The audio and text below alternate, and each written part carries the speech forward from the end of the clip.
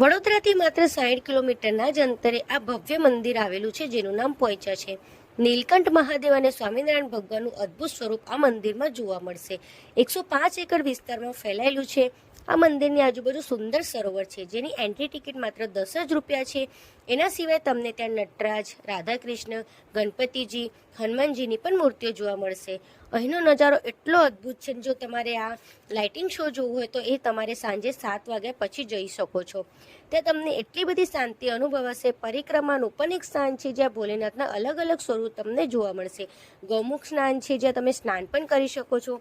કૃષ્ણજીનું બાલ સ્વરૂપ તમને જોવા મળશે, જેમાં તમે બાલ ગોપાલને હિંચકા પણ ખવડાવી શકો છો.